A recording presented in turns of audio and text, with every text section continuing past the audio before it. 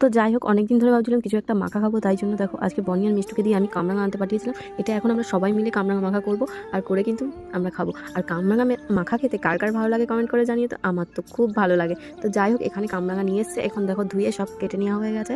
এবার মানে স্টার করে কাটা হচ্ছে, দেখতেও যাতে সুন্দর লাগে।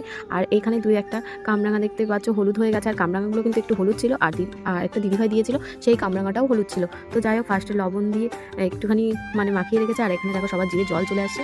কেটেছে তবুও একটু লবণ দিয়ে সবাই খেয়ে টেস্ট করছিলাম। আর এখানে এখন দেখো লবণ লঙ্কা দেওয়া হয়েছে, বেশি কিছু দিচ্ছে না, কারণ অল্পের পর দিয়ে যাবে যদি ঝাল টাল হয়ে যায়। আগের দিন যেরকম চালতে মাখা খেয়ে ভীষণ ঝাল লেগে গেছিলো আমাদের, তাই জন্য আমরা খেতে পারিনি। তো যাই হোক, আজকে বেশি লঙ্কা দিইনি, মাত্র 4টে লঙ্কা দিয়েছে।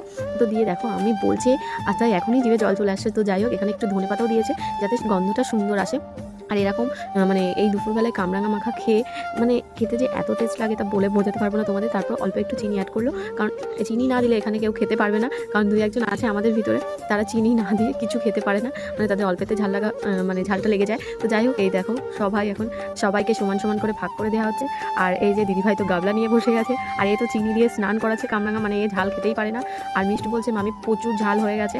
তো যাই হোক, এবার আমার তো জিভের জল চলে আসছে, কী করবো না করবো তাই ভাবছি।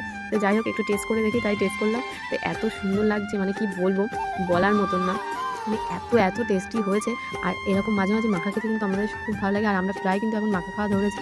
তো যাই হোক, আজকের এই ভিডিওটা তোমাদের কেমন লাগলো কমেন্ট করে জানিও। তো দেখা হচ্ছে নেক্সট ভিডিওতে। তো চলো এখন কেমন টাটা।